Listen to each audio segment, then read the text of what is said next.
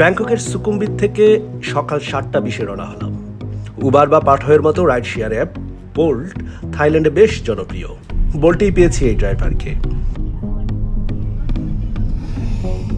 আমরা যাচ্ছি থাইল্যান্ডের পুরনো রাজধানী আয়ুত্থায়ায়।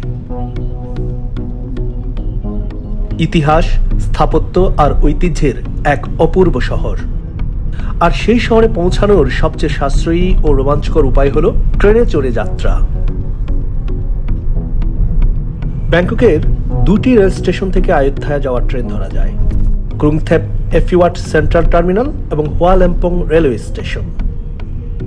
ক্রুংথেপ এফিওয়াট সেন্ট্রাল টার্মিনাল হতে সকাল থেকে মধ্যরাত অবধি ট্রেন চলাচল করে র্যাপিড ও স্পেশাল এক্সপ্রেস। ভাড়া কোচ ভেদে 20 বাথ থেকে 1000 বাথ পর্যন্ত। আয়ুত্থায়া পৌঁছাতে সময় লাগে 45 মিনিট থেকে 1 ঘন্টা। আর হুয়া লেম্পং স্টেশন থেকে ছেড়ে যায় অর্ডিনারি ট্রেনগুলো। ধীরগতির এই ট্রেনগুলো পৌঁছাতে সময় নেয় প্রায় 2 ঘন্টার মতো। ভাড়াও কম, মাত্র 15 বাথ।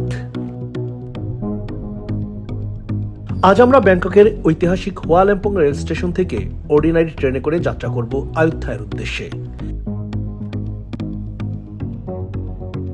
এটি ব্যাংককের সবচেয়ে পুরনো ও বিখ্যাত রেল স্টেশন হুয়া লেম্পং।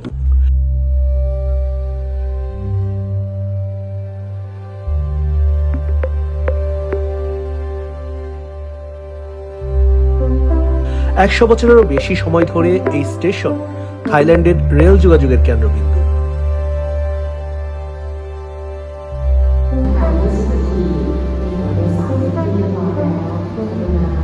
স্টেশনের দেয়াল জুড়ে ইতিহাসের স্বাক্ষর রাখা আছে।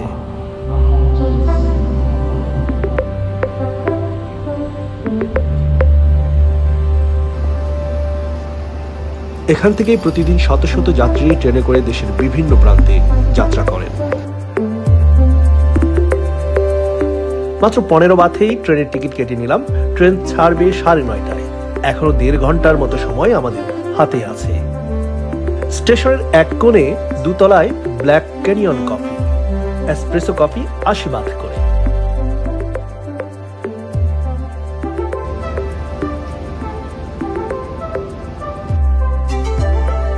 নাস্তা করার কথা ভেবেছিলাম, কিন্তু দাম তুলনামূলক বেশি বলে মনে হলো।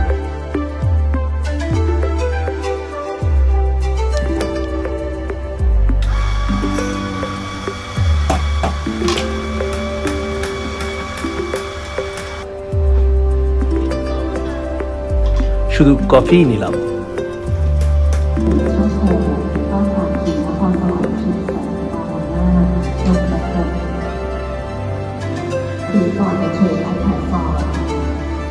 কফি বোধহয় ক্ষুধা বাড়িয়ে দিল। স্টেশন থেকে বের হয়ে 7-Eleven-এর একটি শপ খুঁজছিলাম।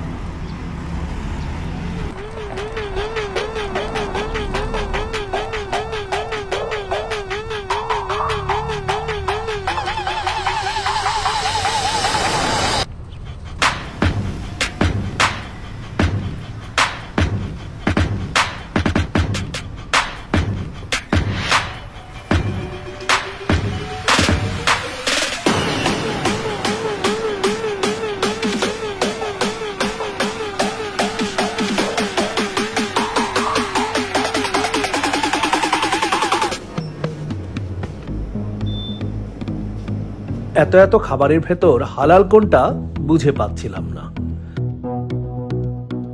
শপ অ্যাসিস্ট্যান্ট আমাদের সাহায্য করলেন।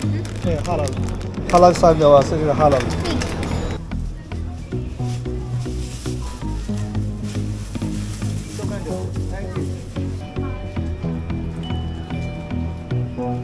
ফ্রুট বিক্রি হচ্ছে, নাইস ফ্রুট, ফ্রেশ ফ্রুট। খাইলে খাওয়া যায়, কিন্তু আমরা খাবো না। 7-Eleven থেকে, এখানকার 7-Eleven থেকে এই ফ্রুটগুলো কিনে নিলাম।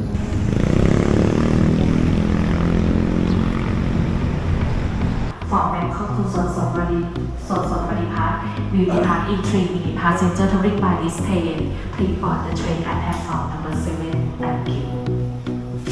প্ল্যাটফর্মে এসে দেখি ট্রেনটা ইতোমধ্যে দাঁড়িয়ে আছে।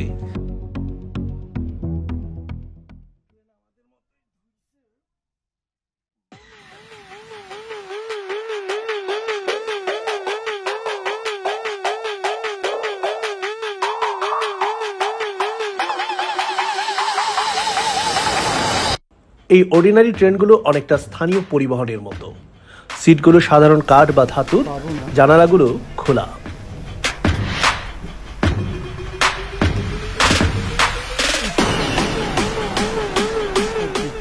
জানালার পাশের সিটগুলো আগেই দখল হয়ে গেছে। আমরা একটা নিজস্ব জানালার খোঁজে এই কামরা থেকে ও কামরা যাচ্ছিলাম।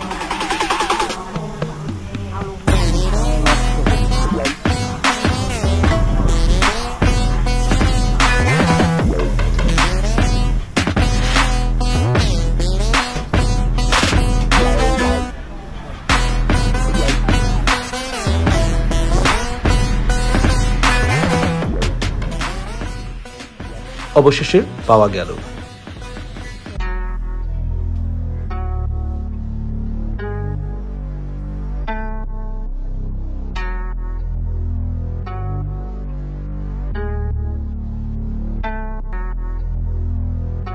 ট্রেন ছাড়ার সঙ্গে সঙ্গে মনে হলো বাংলাদেশেরই কোনো ট্রেন বুঝি চলতে শুরু করলো।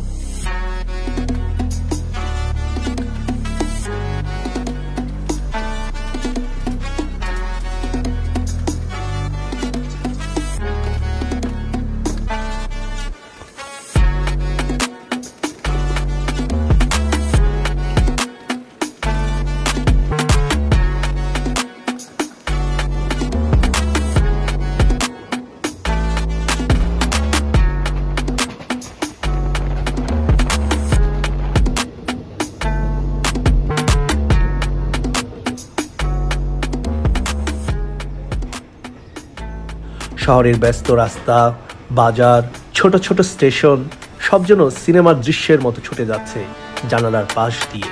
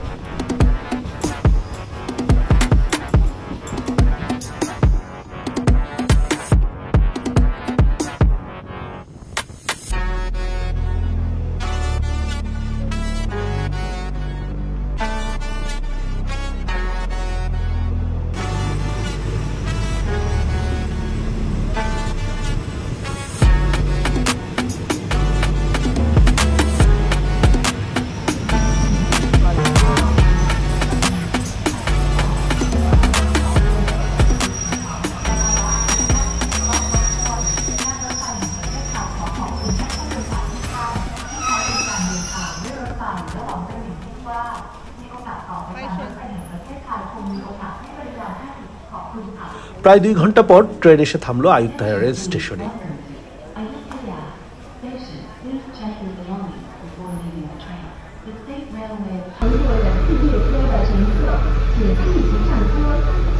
ছোট্ট চমৎকার একটি স্টেশন।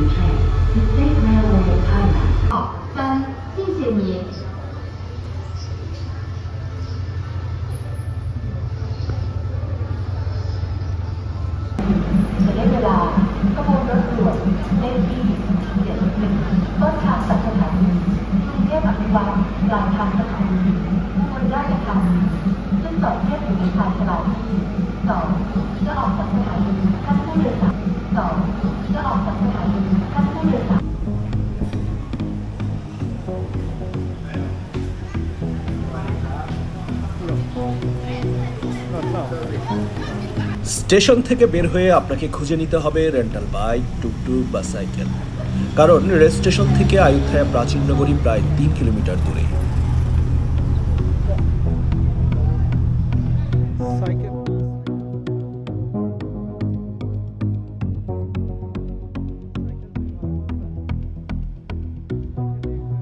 মোটর বাইক 200 বাত আর সাইকেল ভাড়া নেওয়া যায় 60 বাতে।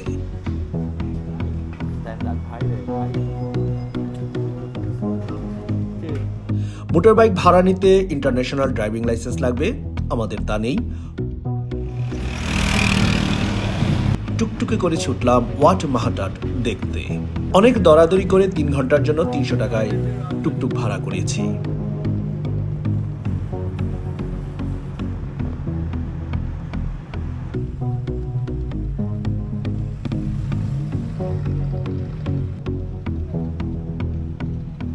পৌঁছে গেলাম আয়ুত্থায়া ঐতিহাসিক উদ্যানে।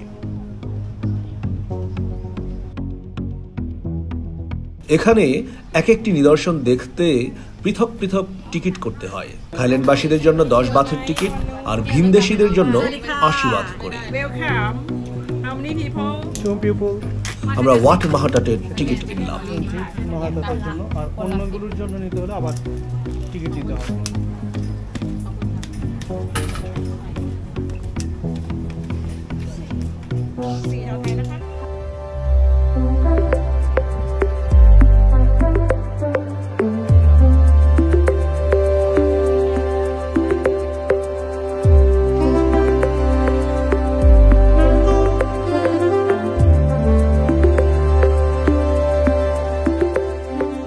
আয়ুত্থায়া শব্দটি এসেছে সংস্কৃত অযোধ্যা থেকে।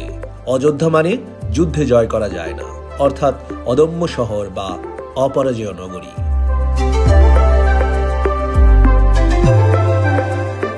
থাই ভাষায় উচ্চারণ হয় ফ্রানাকন সি আয়ুত্থায়া, যার মানে পবিত্র রাজনগরী আয়ুত্থায়া।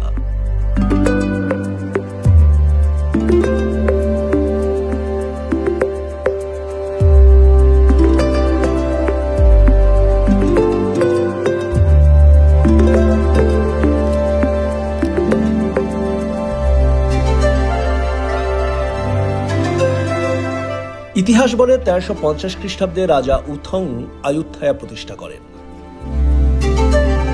প্রায় 4 শতাব্দী 1350 সাল থেকে 1760 সাল পর্যন্ত এটি ছিল সেই সময়কার সিয়াম রাজ্যের অর্থাৎ থাইল্যান্ডের রাজধানী। কে জানে সিয়াম থেকে সেম দেশের প্রচলন কিনা।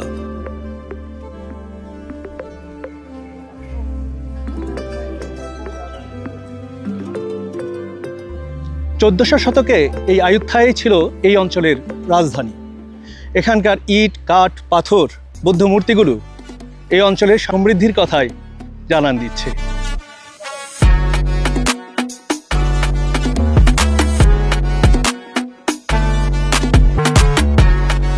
বিখ্যাত প্রাচীন মন্দির ও ধ্বংসাবশেষ আজও দাঁড়িয়ে আছে।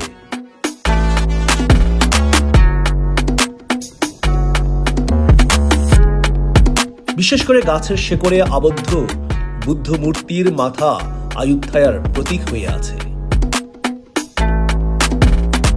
1767 সালে বার্মিজ সেনারা শহরটি দখল করে ধ্বংস করে দেয়। পরে রাজধানী স্থানান্তরিত হয় ব্যাংককে। কিন্তু আয়ুত্থায়ার ধ্বংসস্তূপ আজও ইতিহাসের সাক্ষী হয়ে আছে।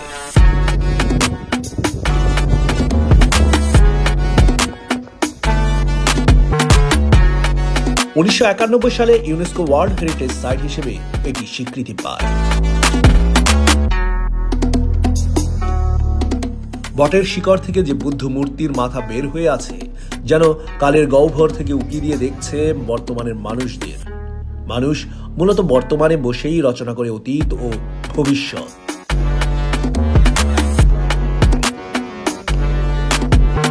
আমাদের আজকের বর্তমান কি ভবিষ্যতের মানুষ খুঁজে দেখবে? যদি দেখে তাহলে কি দেখবে?